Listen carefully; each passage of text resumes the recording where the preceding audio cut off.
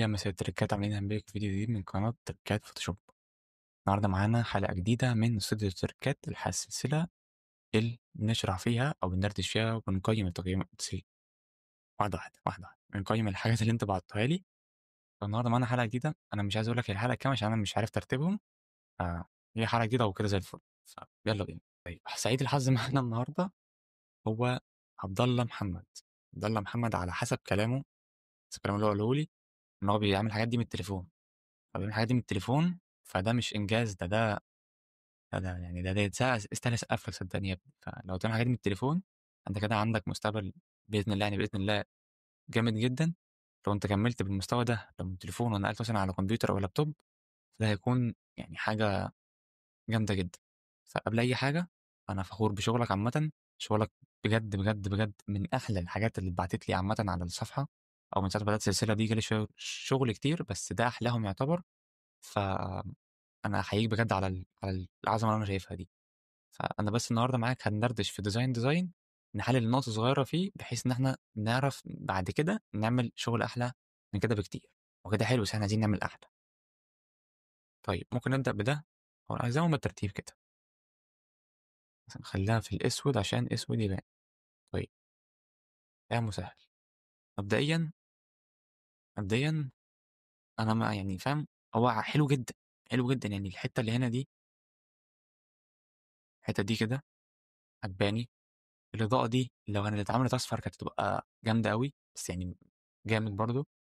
الاخضر انا ممكن يكون عندي اختلاف في سيكا، ان انا بالنسبه لي لو انت تاخد بالك التيشيرت بتاع الفريق لونين، الاصفر واللبني او الازرق زي ما تسميه. فلو كانت دي اتعملت في الخلفيه كده هتخلي الديزاين في حته تانية.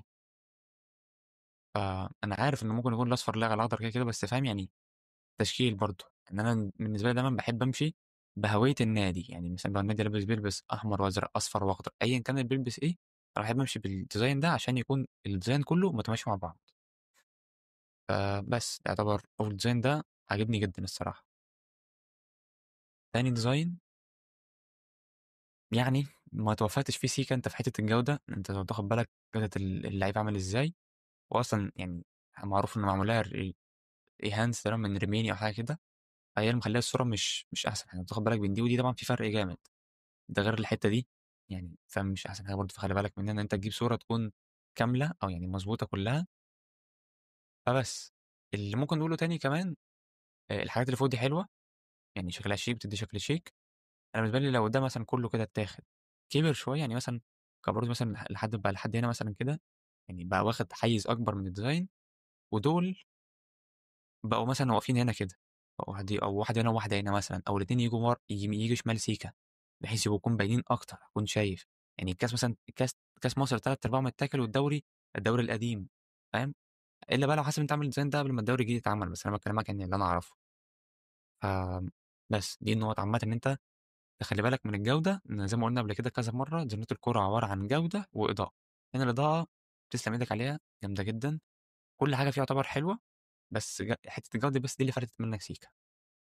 طيب، اللي بعده ده أنا مش هتكلم. بعده ده أنا مش هتكلم حرفيا. اللي بعده ده أنا ما فيش كلمة ممكن أقولها. ده أنا ممكن أقعد أتفرج عليه كده وبس، مش عايز حاجة تانية. يعني مش عارف إيه يا ابني الجمال ده. سيبك من إن أنت يعني تليفون وبتعمل الشكل ده.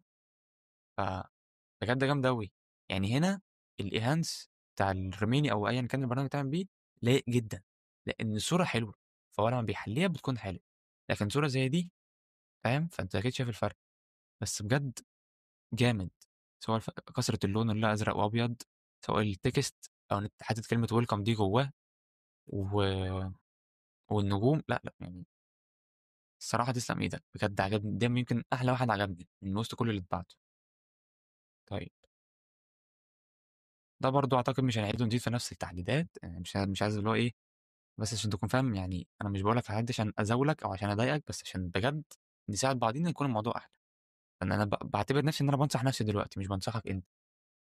فحاجه بسيطه خالص، انا اول عيني عجبت انا ليها، وقعت عيني على حاجتين. الاضاءه اللي هنا دي، الابيض ده جامد قوي اوفر. والحته دي، الحته اللي التكست دي، يعني هنا كلمه ماتش داي باينه، بس الاصفر، بص، الاصفر على الابيض مش باين. لو كنت عملته بنفس الدرجه دي أصغّرها بس الفرشة شوية نفس الدرجة دي كده، أو كنت عملت أسود، يبقى جامد جدًا، لكن غير كده فنان. طبعًا الجودة بتاعة الصورة محتاجة تتضبط شوية، أنا عارف ومقدّر وفاهم إن صور الدوري المصري ما بتكونش متوفرة سواء لعيبة أو مدربين أو أيًا كان، خصوصًا مثلًا لو فرق بعيد عن أهلي وزمالك، فاهم، يعني عارفين الأهلي والزمالك بيكون ليهم شعبية أكبر، باقي الفرق بيكون خلاص يعني فاهم الصفحات مش جايبة صور كويسة، لكن غير كده فكرة الاستاد والعلم يعني أنا بجد هاسقف لك تاني، عاجبني أوي، عاجبني أوي. طيب خُش على اللي بعده ده ممكن نعمل الفرشة كده أبيض عشان تبان، أولًا الفكرة حلوة، يعني الفكرة عاجباني، التأتيف الصغننة ممكن نقولها الshadow، أنت لو تاخد بالك هنا أنا واخد بالي إن الshadow بُص هنا عامل إزاي أهو كده، هو ده، بس خفيف أوي، يعني ده ما يدّيش إيحاء إن اللي ورا الكاركتر في إضاءة صفرا كده أو إضاءة جامدة أوي، في الآخر مدّيها shadow كده، المفروض يكون الظِل بتاع الكاركتر جامد، إن هو في إضاءة من ورا جامدة، مش حاجة قليلة. آمم الretouch برضه بتاع الشطرنج هنا يعني محتاج يتضبّط سيكا بس، إنه يكون بحيث يكون أفضل، يعني لو عملته أصفر هيبقى حلو، الأبيض ما لوش علاقة، يعني فاهم هنا اللون الأساسي في الإضاءة اللي هنا جاي هو الأصفر اللي جاي من ورا، لو كنت عملت دي كده أصفر ودي كده أصفر كانت هتبقى جامدة. الحتة دي برضه لايقة، لو كنت غيّرت الblend mode بتاعها كانت هتبقى برضه متداخلة على الdesign. وبس. لو ده أنت كنت مسكت الcharacter دي، الcharacter ذات نفسه ده، كبّرته سيكا بحيث يكون مثلًا يعني أكبر من الباب شوية أو يعني أنت فاهم قصدي، إن هو يكون كبير سيكا، إن أنا بالنسبة لي شايف لو تاخد بالك مثلًا الdesign كده، يعني شايف الشطرنج كبيرة، شايف الكلام ده كله كبير، شايف الأوضة، لكن المدرب أو تقريبًا ده مدرب صح؟ صغير، مش حاجة كبيرة، فلو كنت كبرته شوية كان هيبقى زي الفل. طيب الdesign ده برضه تسلم إيدك عليه جدًا، يعني أنا بصراحة عاجبني جامد. آمم، بُص أنا عيني أنا آسف والله بس أنا عيني بتقع على حاجات محنتفة جدًا، في إيد لعيب هنا معمولة بالغلط، ده غير إن اللعيب هنا صغير أوي، يعني حاول تكبّره سيكا، أنت أصلًا حطيت له حتة أرض، كنت ممكن دي مثلًا دي، يعني العُشب ده، ممكن مثلًا ترفعه هنا فوق شوية، تصغّره ترفعه فوق شوية، وده تدّي له مساحته بحيث إنه يكبر مثلًا لحد هنا مثلًا، يعني لحد يكون كده مثلًا في اللعيب، فالمساحة دي هتدّيك كُبْر، فتدّيك عمق شوية في الdesign فيكون شكله أحلى، من غير كده الألوان الretouch برضه الصور أنا عارف، بس يعني أتقول اللي أقدر أقول لك عليه عامةً أو اللي أقدر أنصحك بيه، إن أنت تستمر ده مبدئيًا، إن أنت تحاول تطوّر نَفْسك، يعني مش هاقول لك في أقرب وقت، بس يعني تحاول تنقل الفوتوشوب، صدّقني الفوتوشوب بالمستوى ده هتعمل شغل رهيب، رهيب يعني أنت بجد جامد أوي، يعني ربنا يحفظك وتفضل مكمّل بالمستوى ده، لو نقلت فوتوشوب هيساعدك أحسن بكتير، وبس النقطة الصغيرة اللي اتكلمنا عليها دي هي اللي تساعدك شوية، يعني أنت تحاول تخلّي بالك من هوية الفريق، لإننا إحنا بنشتغل بيهم، أنا بالنسبة لي ده الtop.